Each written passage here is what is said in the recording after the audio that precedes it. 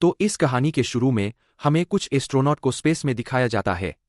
वो अपना space station ठीक कर रहे थे कि अचानक से उनके स्पेस स्टेशन के ऊपर कोई अजीब सी चीज आ जाती है। उस चीज की आवाज इतनी तेज, इतनी भयानक थी कि एस्ट्रोनॉट के कान फटने लगे थे। जिसके बाद ये सीन यहीं से इकट्ठ होकर हमें कुछ सालों बाद एक ग्रुप को दिखाया जाता है। कॉलेज स्टूडेंट्स का ये ग्रुप कैंपिंग के लिए जंगल बचा रहा था।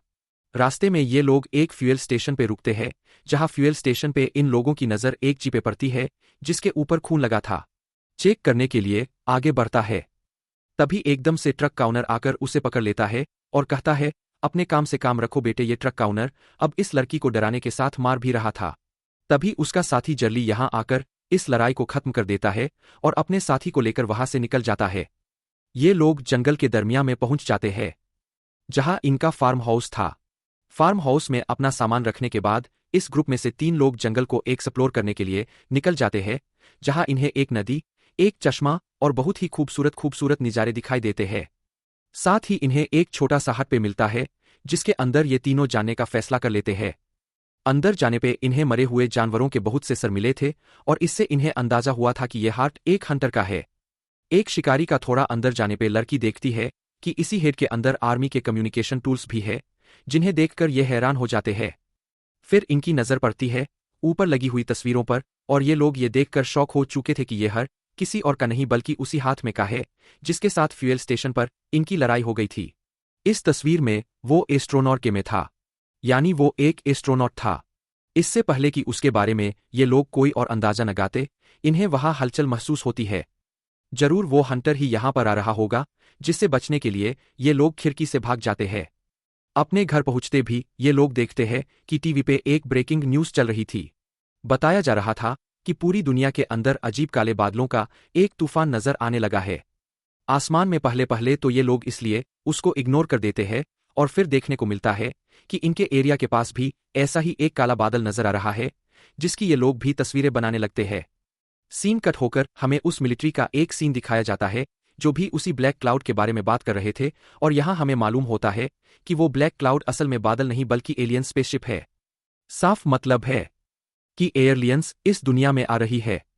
इन्हीं के बातों से हमें मालूम होता है कि एलियंस पहले भी इस दुनिया में आ चुके हैं, जिन्हें बहुत ही करीब से 2 एस्ट्रोनॉट ने लिखा था। उन्हीं में से एक एस्ट्रोनॉट को ये लोग तब इन्वेस्टिगेशन के लिए अपने पास बुलाते हैं। वो एस्ट्रोनॉट जिस टाइम यूएस मिलिट्री का एक कैदी बना हुआ था, वो इन लोगों को बताता है एक किट नहाफ करके उनके ऊपर बहुत ही अजीबोगरीब एक्सपेरिमेंट किए थे। इन्हीं कहानी के शुरू में जो सीन हमने देखा था कि 2 एस्ट्रोनॉट्स को बहुत ही तेज आवाज सुनाई दी, वो असल में एलियंस बेसिप की आवाज थी और उस टाइम एलियंस ने उन्हें एक टैप कर लिया था। पूरे कहने के बाद एकदम से एलियंस दे इन्हें छोड़ दिया और ये लोग वापस अर्थ पे आ गए। अर्थ पे आने के बाद इन्होंने हर इंसान को अपने ऊपर होने वाले एक्सपेरिमेंट्स के बारे में बताया। उनके बारे में न्यूज़ में भी खबरें चली, लेकिन लोगों को लगा कि ये दोनों एस्ट्रोनॉट पागल हो गए हैं। ये लोग झूठ बोल रहे हैं। किसी ने भी उनकी बातों पे यकीन किया ही नहीं है। आई थिंक दोबारा प्रेजेंट भी शिफ्ट होते हैं और वो एस्ट्रोनॉट अब अपनी कहानी ही यूएस मिलिट्री को सुना रहा था। इसी दौरान उन्हें मिलिट्री ऑफिस के ऊपर भी कुछ और सुनाई देता है। हमें मालूम होता है कि एलियनशिप इनके मिलिट्री बेस के ऊपर है। हमें जंगल में दिखाया जाता है कि स्पेसशिप के अंधे से एक ग्रीन कलर का शटर बाहर निकला है। जंगल में मौजूद हंटर भी दूर से ये सब देख रहा था। यहां हमें पता चलता है कि हंटर वही दूसरा एस्ट्रोनॉट था जिनके ऊपर एलियंस ने एक्सपेरिमेंट किया था। इन दोनों शेडर्स के जमीन पे उतरते ही हम देखते हैं इन दोनों एस्ट्रोनॉट को अजीब से पैनिक अटैक्स आने लगते हैं, या जंगल में कॉलेज ग्रुप जिस फार्म हाउस के अंदर रुका हुआ था उसके बाहर भी एक एलियन लैंड करता है। देखते ही एक लड़की बिल्कुल फ्रीज हो जाती है और थोड़ी देर में मुंह बेहोश भी हो जाती है। उसके बेहोश होते ही उसके साथ ही उसके पास आते हैं और इतनी ही देर में वो लड़की होश में आ जाती है। यहां इन लोगों ने अपने घर की मोशन सेंसेस भी लगाए हुए थे, ताकि अगर कोई भी जानवर इनके घर के करीब आने लगे तो इन्हें पहले से पहले पता चले। अब इमोशन सेंसर इन्हें ये बता रहा था कि वहां कोई आने वाला है। गन करके जब ये देखती है तो उनके घर के पास वही हंटर ही था। मोबाइल जाता है उस हंटर को देखने के लिए, लेकिन इतनी देर में हंटर वहां से हाइप हो जाता है और वो लड़का घर के अंदर वापस आ जाता है। इस लड़की का नाम था रॉ। उसके घर के अंदर की तरफ बढ़ते ही हम उसके घर के बाहर एक चिपचिपाई सी चीज देखते हैं, जिसके ऊपर उसकी भी नजर पड़ जाती है और वो डर गए घर के अंदर भाग जाता है, हमें देखने को मिलता है। बहुत से इंडियंस थे ये बात जानकारी, ये सब बुरी तरह डर चुके थे। अचानक ही इन्हें अपने किचन में से कोई आवाज आती है। लोग वहां जाकर देखते हैं तो इन्हें जेनीफिश की तरह एक एलियन ड्रोन नजर आता है। ये जेनीफिश जैसा ड्रोन इनके पूरे घर में ऐसे घूम रहा था जैसे वो उनकी घर की इंस्पेक्शन कर रहा हो। ये सब लोग उससे डर रहे थे, लेकिन ये बिना इन सब को नुकसान पहुंचाए बाहर से निकल जाता है। अब इन सब की सबसे बड़ी परेशानी ये थी कि एक एलियन भी इनकी खैर में घुस चुका था, जिसको मारने के लिए तो अंधाधुंध यहां फायरिंग करना शुरू कर देता है और ऐसे में एक गोली उसके दोस्त का आरा कोई लग जाती है। ये लोग उसे बचाने के लिए जल्द से जल्द यहां से लेकर जाना चाहते थे, लेकिन जब तक ये लोग गैरेज में पहुंचे तब तक उस लड़के की मौत हो चुकी थी। अब ये चीज इस रॉक की दिमागी हालत को खराब कर चुकी थी कि उसने खुद ही अपनी दोस्त को मार दिया। इसी खराब दिमागी हालत के चलते वो अपनी बाकी दोस्तों को भी शूट करने लगता है और तब मजबूरन चार्ली को उसे रोकने के लिए उसका हाथ जख्मी करना पड़ता है। ये सब लोग पैनिक होकर यहां से भागने लग जाते हैं। लोग जो इनके साथ गाड़ी में नहीं था, एकदम से वो इनकी गाड़ी के सामने आ जाता है। अपनी पिस्टल लिए वो अभी भी इन लोगों को मारना चाहता था, लेकिन इसे बचाने के लिए ये लोग जैसे ही अपनी गाड़ी को टर्न करते हैं, उनकी गाड़ी डिसबैलेंस होकर स्लिप हो जाती है और पहाड़ी से नीचे गिर जाती है। किस्मत से ये लोग जिंदा बच गए थे। जल्दी से ये लोग अपनी गाड़ी से निकल जाते हैं और तब हमें दिखाया जाता है कि एलियंस में शिप ठीक उस लड़के के ऊपर आकर उसे अपने दिल ले जाते हैं, जो इन तीनों को मारने के लिए इनके पीछे पड़ा हुआ था। जी देखकर ये तीनों बुरी तरह घबरा गए और बच गए वहां से भागने लगे। इनके ग्रुप का एक साथी अचानक से एक ट्रैप में फंसकर गिर जाता है, जिनसे इनकी घबराहट और भी ज्यादा बढ़ जाती है। असल में ये ट्रैप हंटर का लगाया हुआ था और अब इन्हें अपने करीब एक एलियन की भी आवाज आ रही थी। ये लोग काफी डरे थे, लेकिन इनकी खुशकिस्मती कि यहां पर हंटर ही था। इस लड़के को ट्रैप से आजाद कर देता है, लेकिन क्योंकि हंटर को भी ये बात मालूम थी कि यहां गरीब एलियन है, इसीलिए एकदम से हंटर यहां से गायब हो गया। अब वो एलियन जो आहिस्ता आहिस्ता इन बच्चों की ग्रुप की तरफ बढ़ रहे थे, दही में से एलियन हंटर के बिछाए जाल के अंदर फंस जाता है और ये देखकर हंटर तो जैसे खुशी से पागल ही होने लगा था। को पकड़ने की खुशी में ये इन बच्चों को भी रेस्क्यू करते हुए अपनी हाथ में ले आता है। इन लोगों के जख्मों पर पट्टी करने के बाद वो इन लोगों को एलियंस के सीक्रेट बताने लगता है। कैसे पिछले हजारों सालों से एलियंस इंसानों को किडनैप कर करके उनके ऊपर अपने एक्सपेरिमेंट्स कर रही है, और एक्सपेरिमेंट करने के बाद वो इन इंसानों को वापस जमीन पर छोड़ देते हैं। और एक सबसे बड़ी हकीकत ये सब जानकर भी हैरान हो जाते है कि होमोसेपियन यानी इंसान भी एलियंस के किए गए एक्सपेरिमेंट की वजह से ही पैदा हुए थे। एलियंस ने यूनिसेलुलर ऑर्गेनिज्म के जरिए इंसानों को बनाया था। वक्त के साथ एलियंस के ही एक्सपेरिमेंट की वजह से इंसान इतने एवेन्यूज हुए, इतने तब्दील हुए, और एलियंस आज भी इंसानों पर अपने एक्सपेरिमेंट कर रहे हैं। एलियंस डे यहां तक कि मुझे भी अपना टारगेट बनाया था, यानी हंटर के ऊपर भी एलियंस डे एक्सपेरिमेंट किए थे और फिर बीच रेगिस्तान में उसे छोड़ दिया गया था। उसकी इस टाइम की सारी मेमोरी मिटा दी गई थी, जिस टाइम उसके ऊपर एक्सपेरिमेंट हुआ था। उसे कुछ याद नहीं रहा था, लेकिन फिर वक्त गुजरते साथ साथ मुझे सब याद आने लगा और अब उन एक्सपेरिमेंट्स की वजह से मेरे अंदर टेलीकाइनेसिस की भी पावर है, यानी मैं अपने दिमाग के जरिए चीजों को कंट्रोल कर सकता हूं। जवाब में एंटर बताता है, जैसे इंसानों ने दूसरे प्लेनेट पर बंदर को भेजा था ये जानने के लिए कि वहां का एनवायरनमेंट इंसानों के लिए सेफ है या नहीं, ठीक ऐसे ही ये लोग इंसानों को अपनी तरह बना रहे हैं, ये जानने के लिए क्या वो लोग अर्थ पर सर्वाइव कर सकते हैं या नहीं। मतलब वो भी अर्थ पर कब्जा करना चाहते हैं, क्योंकि अभी फिलहाल सूरज उनके प्लेनेट के बहुत करीब है। इस वजह से उनके प्लेनेट का एनवायरनमेंट काफी गर्म है, इसीलिए वो अक्सर अपने काम और अपने तमाम हमले रात में ही करते हैं।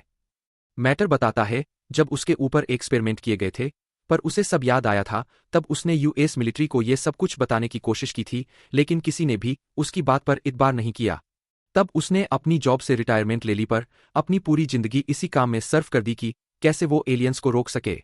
उसके रिसर्च के मुताबिक उसे पहले ही मालूम था कि आज ही के दिन एलियंस इस दुनिया में आएंगे और बहुत सारे इंसानों को अपने जैसा बनाने के लिए किडनैप करेंगे।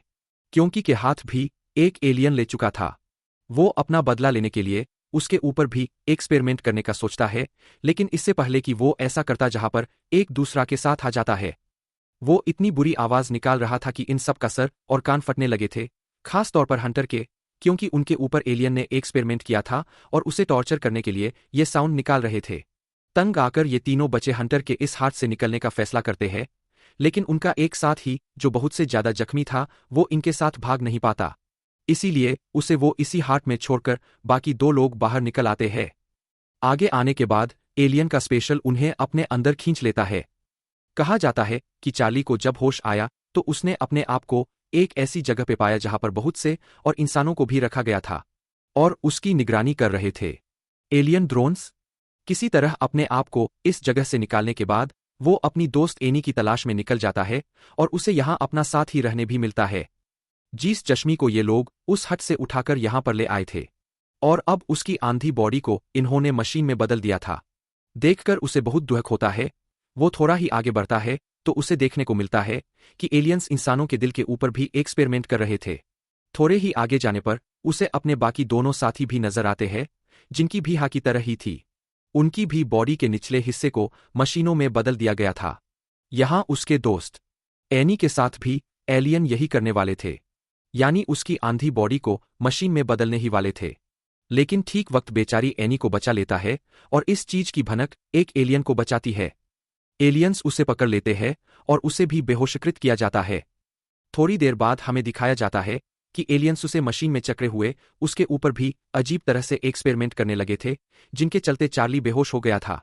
उसे होश आया तो उसने अपने आप को अर्थ पे पाया। उसके जिस्म पे कोई कपड़े नहीं थे और उसकी बॉडी पे बिल्कुल वैसा ही मार्क था जैसा हंटर की बॉडी पे था। यानी एलियंस ने उनके ऊपर एक्सपेरिमेंट करके उनके ऊपर स्टाम्प लगाती थी। उसके पास उसके तय हुए कपड़े रखे थे, जिन्हें वो उठाकर पहन लेता है और आगे जाने पे उसे अपने दोस्त एनी भी इसी हाल में मिलती है। वो भी बिल्कुल ठीक थी और उसके ऊपर भी एलियंस का स्टाम्प लगा हुआ था। एनी नहीं बल्कि पूरा ग्रुप उन्हें इसी जंगल में मिलता है। इसी हाल में ये लोग कपड़े पहनकर दोबारा मिल जाते हैं और अपने फार्म हाउस में पहुंचते हैं, जहां न्यूज के जरिए इन्हें पता चलता है कि पिछली रात बहुत सारी एलियन स्पेसशिप दुनिया में उतरी थी। उन्होंने बहुत सारे इंसानों को किडनैप किया और फिर उन इंसानों को वापस अर्थ पे छोड़ दिया। इंसानों के जिस्म पे एलियंस ने मार्क छोड़ दिए हैं और अगर कोई एक्सपेरिमेंट या कुछ भी इंसानों के साथ किया गया है तो उसके बारे में इंसानों को कुछ या अपने एलियंस तो अपने प्लेनेट पे वापस लौट रहे थे, लेकिन अब न्यूज में ये बताया जा रहा था कि इन इंसानों को यूएस मिलिट्री वाले अब दूसरे इंसानों के लिए खतरा मान रहे थे।